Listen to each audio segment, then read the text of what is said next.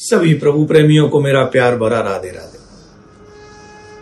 आज हम इस वीडियो में चर्चा करेंगे देवसैनी एकादशी की। देवसैनी एकादशी है, ये बहुत महत्वपूर्ण है। जो लोग एकादशी व्रत करते हैं उनके लिए भी, और जो लोग एकादशी व्रत नहीं करते हैं उनके लिए भी ये बहुत महत्वपूर्ण है वीडियो।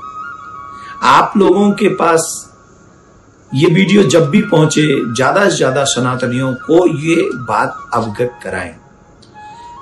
सतयुग के समय की एक कथा है इस वीडियो में, जो हमें बताएगी देवसैनी एकादशी व्रत का महात्म क्या है। आप जानते हैं कि चातुर्मास की प्रारंभिक करण, जो चातुर्मास है, वो इस देवसैनी एकादशी के व्रत से प्रारंभ हो जाता है।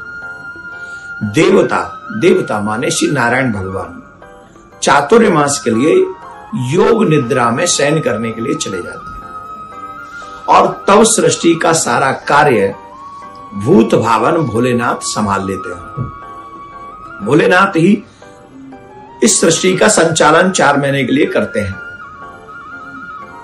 इस देवसैनी एकादशी के बाद हम कोई सनातनी अपने घर में शुभ कार्य नहीं करते। शुभ माने बहुत विशेष शुभ कार्य, जैसे नए घर में प्रवेश करना, शादी करवाना, मुंडन इत्यादि करवाना, ये जो शुभ कार्य हैं। बाकी के तो पूजा पाठ भजन इत्यादि सब बढ़िया चलता है, लेकिन जो बड़े बड़े जैसे विवाह कराना हो गया, मुंडन कराना हो गया, और नए घर में प्रवेश करना हो गया, इन सब कार्यों पे 4 महीने के लिए प्रतिबंध है, रुक जाता है। वो ये कार्य 4 महीने नहीं करना। और इस एकादशी के व्रत से जो फल मिलता है वो बड़े ध्यान से हम सबको सुनना चाहिए। स्वर्ग आयु भूति कानेन तथा पापोपशांतये, अर्थात जो मनुष्य देवसैनी एकादशी का व्रत करता है उसे स्वर्ग की प्राप्ति होती है, उसे दीर्घायु प्राप्त होती है, उसे ऐश्वर्य प्राप्त होता है। जो भी उसकी अभिलाषाएं हैं वो उसे प्राप्त हो जाती हैं, उसकी अभिलाषाएं पूर्ण होती हैं, और जितने भी पाप हैं उन सबको, वो सभी पाप जो है वो नष्ट हो जाते हैं।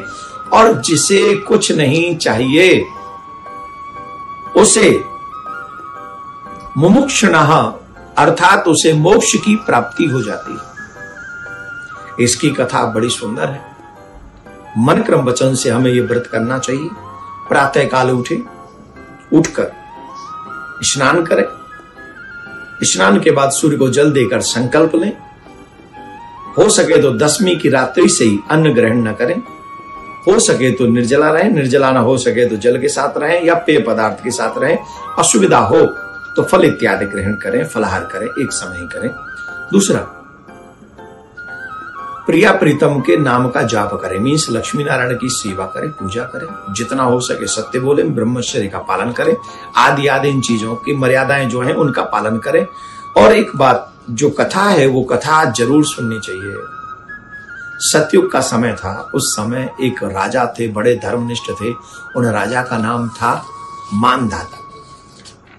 अचानक से क्या हुआ कि मानधाता बड़े धार्मिक राजा थे, उनकी प्रजा बड़ी सुखी थी, बड़ा आनंद में थी।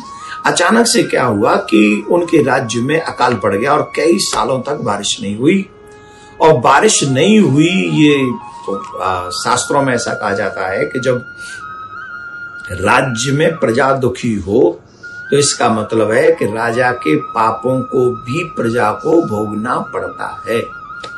बहुत समय तक तो प्रजा ने सहा, लेकिन एक दिन राजा के पास में सब लोग गए और राजा मानधाता से प्रजा ने ये बात कही कि महाराज, हम कई वर्षों से दुखी हैं, अकाल पड़ रहा है और हमारे बच्चे भूख प्यास से तड़प रहे हैं, इसलिए कृपा कीजिए, आप हमें उपाय बताइए कि हम करें क्या।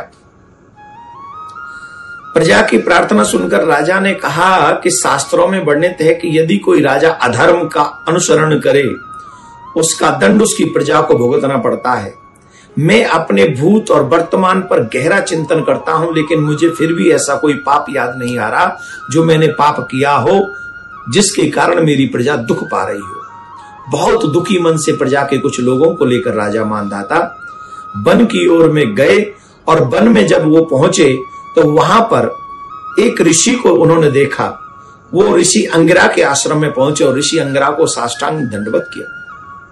ऋषि ने पूछा, राजन क्यों दुखी हो, क्या परेशानी, क्या हो गया? तो राजा ने कहा, महाराज मेरी प्रजा दुखी है, अकाल पड़ रहा है, अन्न जल इत्यादि की अभाव हो गया है और इससे मैं बहुत दुखी हूं। तो अंगिरा ऋषि ने एक रीजन बताया कि ऐसा रीजन हुआ है। उस रीजन की चर्चा अभी हम नहीं करेंगे क्योंकि प्रसंग बड़ा हो जाएगा। लेकिन राजा से कहा, तुम इस रीजन को ऐसे मिटाओ। तो उन्होंने कहा, महाराज मैं करने में असमर्थ हूं। बोले, तो एक काम करो, जब तुम वो नहीं कर सकते हो तो हमारे कहने से एक काम करो। बोले, क्या करना? बोले, तुम्हें देवसैनी एकादशी का व्रत करना है। मन क्रम वचन से जब देवसैनी एकादशी का व्रत तुम करोगे तो तुम्हारी मनोकामना पूर्ण होगी। और राजा ने ऋषि के बताए हुए मार्ग पर चलकर मन क्रम वचन से देवसैनी एकादशी का व्रत किया, द्वादशी के दिन पारायण किया और उनके इस व्रत से, प्रजा के इस व्रत से सभी लोग बड़े देवता प्रसन्न हुए, चकाचक वर्षा हुई, अन्न धन इत्यादि खूब चकाचक हो गया। और इस देवसैनी एकादशी के व्रत का फल उस समय सतयुग में भी प्राप्त हुआ। तो बताइए, सतयुग में जब एक व्रत का इतना बड़ा फल है तो कलयुग में तो इसका फल कई गुना ज्यादा बढ़ जाएगा। तो इसलिए हम लोगों को मन क्रम वचन से प्रिया कांजू की सेवा करते रहते हुए, मन क्रम वचन से भजन करते हुए, सत्कर्म करते हुए देवसैनी एकादशी का व्रत करना चाहिए, जो है 6 तारीख को, 6 जुलाई को देवसैनी एकादशी का व्रत है।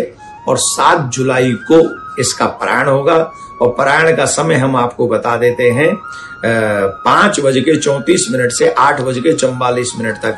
और कहीं कहीं सूर्य के उदय और उदय होने में थोड़ा बहुत समय का इधर उधर 2-4 मिनट हो सकती हैं। तो वो अपने सूर्योदय के हिसाब से आप लोग देख लें और भगवान का भजन करें, कीर्तन करें। वैसे रात्रि में जागरण करना चाहिए, फिर भी आपका जो मन हो खूब ज्यादा से भजन करें और प्रिया प्रीतम को मनाएं। मैं प्रिया कांजू से प्रार्थना करता हूं, प्रिया कांजू